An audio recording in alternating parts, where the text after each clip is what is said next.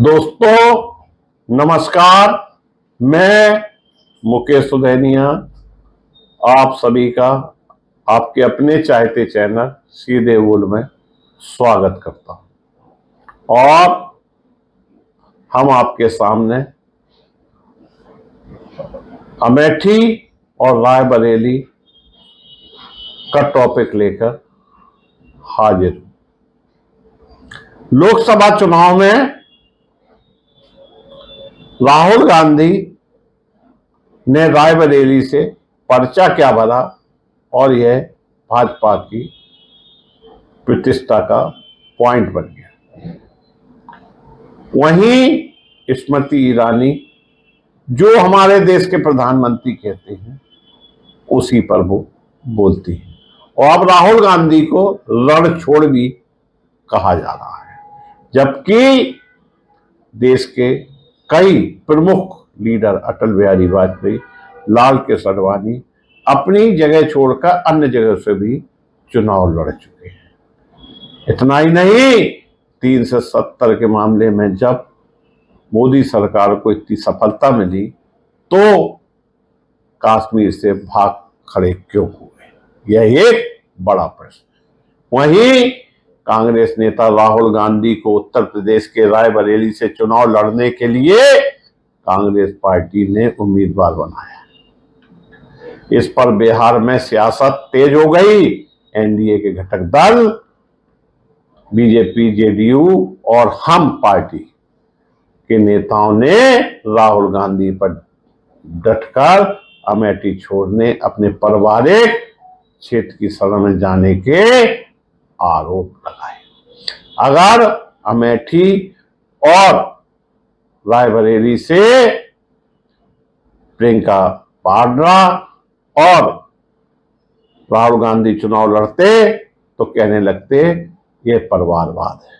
अगर उन्होंने अपने किसी कार्यकर्ता को टिकट दे दिया तो इसके मामले में बोलती बंद है, जबकि ये नहीं बताएंगे कि बृजभूषण सिंह जिन पर इतने आरोप लगे हैं उन्हें किस लिए टिकट उनके परिवार के अन्य सदस्य को दे दिया गया।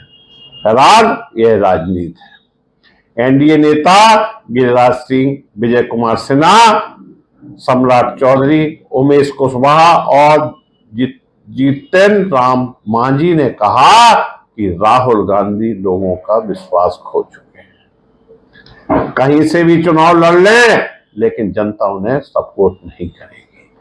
पीएम नरेंद्र मोदी ने भी पश्चिम बंगाल की एक चुनावी रैली में कांग्रेस के इस फैसले पर तंज कसते हुए कहा कि उन्होंने अमेठी सीट को भी छोड़ दिया है। लगता है हमारे देश के प्रधानमंत्री को राहुल गांधी पर जब तक कुछ तंच न कसें तो मजा ही नहीं आता और भागकर रायबरेली का रास्ता खोज रहे हैं। मित्रों, शुक्रवार को पटना एयरपोर्ट पर पत्रकारों से बात करते हुए नीतीश सरकार में मंत्री विजय कुमार सिन्हा ने कहा कि राहुल गांधी को ईडी गठबंधन ने पीएम पद का चेहरा माना है, लेकिन वह देश के किसी भी कोने से चुनाव लड़ लें, जनता का विश्वास उनको नहीं मिल रहा है। डिप्टी सीएम ने कहा कि राहुल गांधी काफी डरे हुए हैं। दरअसल उनको जब विश्वास नहीं है कि वायनाड से जीतेंगे तो अब रायबरेली में दौड़ रहे हैं। ऐसे में लोगों को ईमानदारी से विपक्ष की भूमिका भी निभा पाए तो कैसे इस देश का नेतृत्व करने का सपना देखते हैं।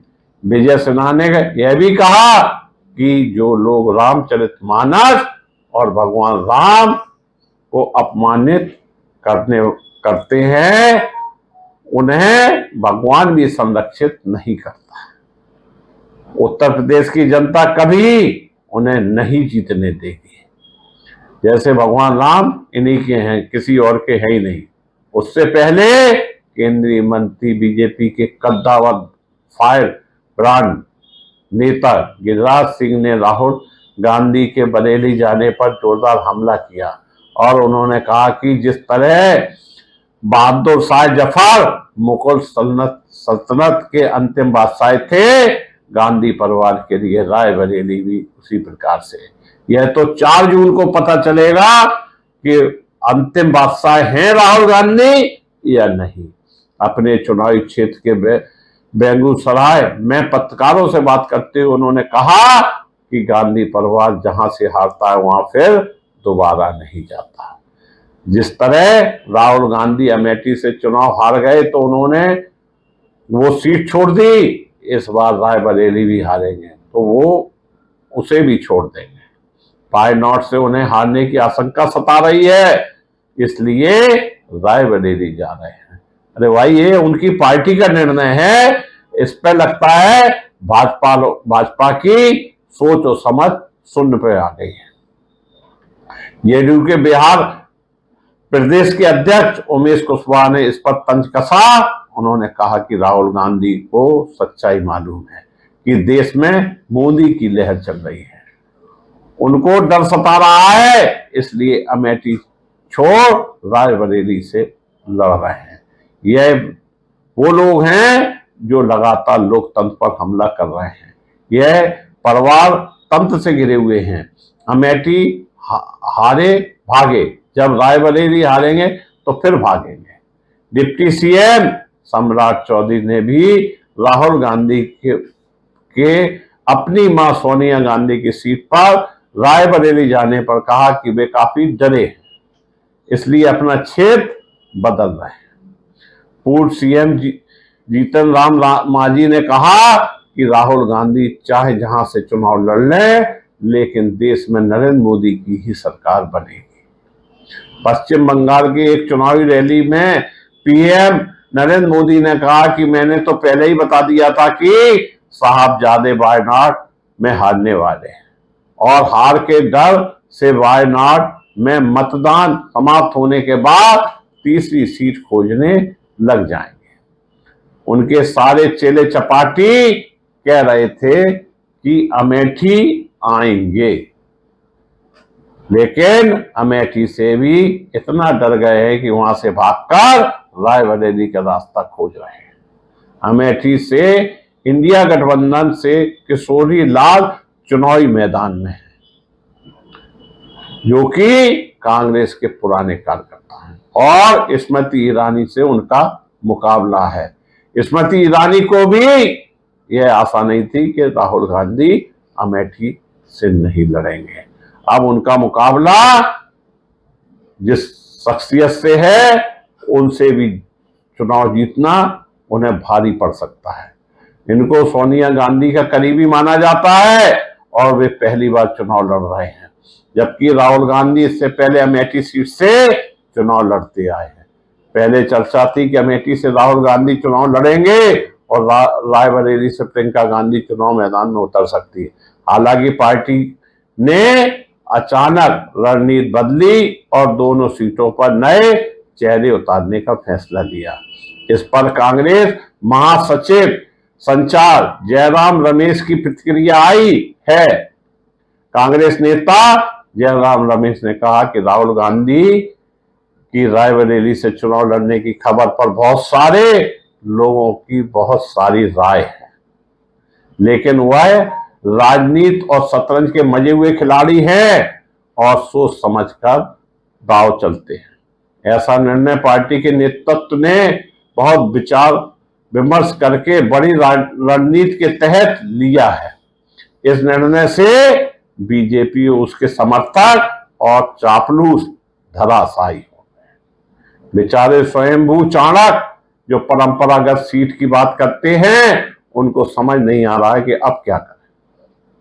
प्रियंका गांधी ने के.एल. शर्मा को लेकर कहा कि वो अमेठी की गली गली जानते हैं और ऐसे में वह सही उम्मीदवार है। उन्होंने सोशल मीडिया एक्सपर्ट पोस्ट पर लिखा कि किशोरी लाल शर्मा से हमारे पारिवारिक संबंध बरसों से हैं। अमेठी रायबरेली के लोगों की सेवा में हैं, वे हमेशा मन प्राण से लगे रहे हैं। उनका जनसेवा का जज्बा अपने आप में एक मिसाल है। उन्होंने आगे कहा कि आज खुशी की बात है कि किशोरी लाल को कांग्रेस पार्टी ने उम्मीदवार बनाया है और ये उस क्षेत्र के आम कांग्रेस पार्टी के कार्यकर्ताओं के लिए खुशी की बात है। खुशी की बात नहीं, यह चलन भी अच्छा है कि कम से कम कांग्रेस ने अपने कार्यकर्ता की वैल्यू को समझा, उनकी पार्टी में निष्ठा और कर्तव्य के प्रति उनका समर्थन अवश्य उन्हें इस चुनाव में सफलता दिलाए। रायबरेली कांग्रेस के पूर्व अध्यक्ष राहुल गांधी और राज्य मंत्री स्वतंत्र प्रभार दिनेश प्रताप सिंह ने आज नामांकन के आखिरी में पर्चे दाखिल किए। नामांकन के पहले जुलूस निकालकर दोनों ही पार्टियों के प्रत्याशियों ने शक्ति प्रदर्शन किया।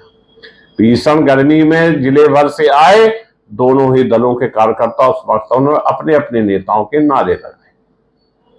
कांग्रेस उम्मीदवार राहुल गांधी अपनी मां सोनिया गांधी, बहन प्रियंका गांधी, जीजा रावत वाड्रा और कांग्रेस अध्यक्ष मल्लिकार्जुन खड़गे, राजस्थान के पूर्व मुख्यमंत्री अशोक गहलोत और तेलंगाना के मुख्यमंत्री एवं मंत्री कांग्रेस महासचिव को आदि वहां पहुंचे और विमान से फुर्सतगंज एयरपोर्ट से यह काफिला रवाना हुआ। प्रियंका गांधी और अशोक गहलोत पहले ही वहां पहुंच गए थे और सोनिया और राहुल के आने के बाद प्रियंका अमेठी में किशोरी लाल शर्मा के समर्थन में एकत्र कार्यकर्ताओं को संबोधित करने पहुंच गई।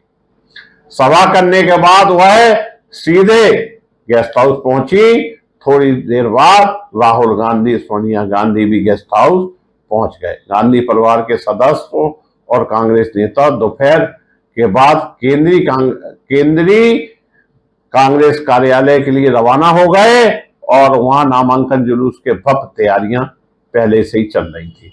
हजारों समर्थकों जिंदाबाद के नारे लगाते रहे। नामांकन में कम समय बचने के कारण राहुल गांधी कार्यकर्ताओं का अभिनंदन करने के बाद सीधे कलेक्ट्रेट की ओर रवाना हो गए। पीछे पीछे सोनिया और प्रियंका नेताओं भी वहां चले गए। गांधी परिवार ने केंद्रीय कार्यालय में पूजन हवन भी नहीं किया। राहुल गांधी के नामांकन के समय कलेक्ट्रेट कक्ष में सोनिया गांधी सहित अन्य लोग उपस्थित रहे। नामांकन के बाद गांधी परिवार फिर से केंद्रीय कार्यालय पहुंचा और पूजा अर्चना की। दोपहर करीब 12 बजे भारतीय जनता पार्टी के प्रत्याशी दिनेश प्रताप सिंह का नामांकन जुलूस सुपरमार्केट से डॉक्टर श्यामा प्रसाद मुखर्जी की प्रतिमा पर माला पहनाने के साथ शुरू हुआ। चुनाव रथ पर प्रत्याशी दिनेश प्रताप, उप मुख्यमंत्री ब्रजेश पाठक, जिला अध्यक्ष बुद्धिलाल पासी आदि सवार थे। नामांकन जुलूस में जिले भर से आए हजारों कार्यकर्ता और समर्थक शामिल हुए।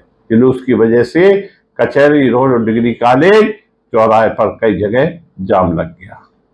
रायबरेली से भाजपा उम्मीदवार दिनेश प्रताप सिंह ने नामांकन जुलूस में शामिल होने पर आए प्रदेश के उप मुख्यमंत्री ब्रजेश पाठक ने कहा कि राहुल गांधी भाजपा के लिए कोई चुनौती नहीं है, वह असली रणछोड़ दास है। भगवान कृष्ण ने भी मौका देखकर रण छोड़ दिया था। यह कोई बड़ी बात नहीं है कि रण छोड़ना, और बुद्धिमान वो व्यक्ति होता है जो मौके का फायदा उठाए। अमेठी में हारने के बाद जिस तरह से उत्तर प्रदेश रायबरेली और अमेठी को नकार कर वायनाड गए थे, अब वायनाड में भी अपनी हार देखकर फिर से उत्तर प्रदेश में चुनाव लड़ने आ गए हैं। लेकिन उनकी दाल रायबरेली में भी नहीं चलेगी। भाजपा प्रत्याशी दिनेश प्रताप सिंह प्रचंड वोटों से अपनी जीत दर्ज कराएंगे। उन्होंने कहा कि भाजपा रायबरेली, अमेठी समेत उत्तर प्रदेश की सभी 80 सीटों पर जीतने जा रही है। इस बार इंडिया गठबंधन यूपी में 0-0 पर आ जाएगा। उप मुख्यमंत्री ब्रजेश पाठक हेलीकॉप्टर से फुर्सतगंज एयरपोर्ट पहुंचे थे तथा सड़क मार्ग से सीधे वह नारा चल रहे पूर्व मंत्री एवं ऊंचाहार विधायक मनोज पांडे के घर पहुंचे। उससे पहले ही भाजपा प्रत्याशी दिनेश प्रताप सिंह पहुंच चुके थे। उन्होंने मनोज पांडे और दिनेश प्रताप सिंह के बीच राजनीतिक रूप से चल रही अदावत खत्म कराई और दोनों को गले मिलवाया। इसके बाद मनोज पांडे के पुत्र प्रतीक राज पांडे और भाई रिक्कू पांडे सुपर मार्केट नामांकन स्थल पर भाजपा में शामिल हुए। डिप्टी सीएम ने दोनों के भाजपा में शामिल होने का ऐलान किया। अमेठी लोकसभा सीट से कांग्रेस प्रत्याशी किशोरी लाल शर्मा ने शुक्रवार दोपहर गांधी परिवार के गढ़ मानी जाने वाली इस सीट का नामांकन दाखिल किया और नामांकन से पहले कांग्रेस कार्यालय से रोड शो निकालते हुए वह कलेक्ट्रेट पहुंचे। इस दौरान सैकड़ों की संख्या में कांग्रेस कार्यकर्ता मौजूद रहे। कहा जा रहा है कि केएल शर्मा को गांधी परिवार से वफादारी का इनाम मिला है। यह पंजाब के लुधियाना के रहने वाले हैं। 1983 के आसपास राजीव गांधी ने उन्हें पहली बार अमेठी लेकर आए थे, तब से वहीं के होकर रह गए। 1991 में राजीव गांधी की मौत के बाद जब गांधी परिवार ने यहां से चुनाव लड़ना बंद किए तो भी शर्मा कांग्रेस पार्टी के सांसद के लिए काम करते रहे। रायबरेली से सोनिया के सांसद चुने जाने के बाद उनके प्रतिनिधि के रूप में कार्य करते रहे। सोनिया गांधी के चुनाव नहीं लड़ने पर किशोरी की रायबरेली की दावेदारी को माना जा रहा था, लेकिन पार्टी ने उन्हें रायबरेली के बजाय अमेठी से उम्मीदवार बनाया। कश्मीर की चुनावी जंग से फिलहाल भाजपा स्वयं को अलग कर चुकी है। हालांकि अपने सहयोगी दलों को परोक्ष समर्थन की रूपरेखा भी तैयार कर चुकी है। विरोधी कश्मीर के मैदान से हटने का आरोप लगा रहे हैं, पर पार्टी के रणनीतिकार इसे लंबी छलांग के लिए 2 कदम पीछे लेने की रणनीति करार दे रहे हैं। यहां बता दें कि केंद्रीय गृह मंत्री अमित शाह ने जम्मू में चुनावी सभा में साफ संकेत दिए थे कि भाजपा को कश्मीर में कमर खिलाने की जल्दबाजी नहीं है। उन्होंने आगे कहा था कि बस एक बात याद रखें कि नेशनल कॉन्फ्रेंस और पीडीपी या कांग्रेस जैसी परिवारवादी पार्टियों को वोट मत दें। स्पष्ट है कि भाजपा कश्मीर में पीपुल्स कॉन्फ्रेंस जम्मू कश्मीर अपनी पार्टी और गुलाम नबी डेमोक्रेटिक प्रोग्रेसिव आजाद पार्टी का प्रत्यक्ष या परोक्ष समर्थन दे सकती है। अनंतनाग राजौरी सीट पर नामांकन हो चुका है और श्रीनगर के लिए भी नामांकन आरंभ हो चुका है। पार्टी पूरी रणनीति पर चुप्पी साधे बैठे हैं। पार्टी की यह बदली रणनीति उन तमाम विशेषज्ञों को चौंका सकती है जो 2 वर्ष से कश्मीर में भाजपा की गतिविधियों पर लगातार नजर रखे हुए थे।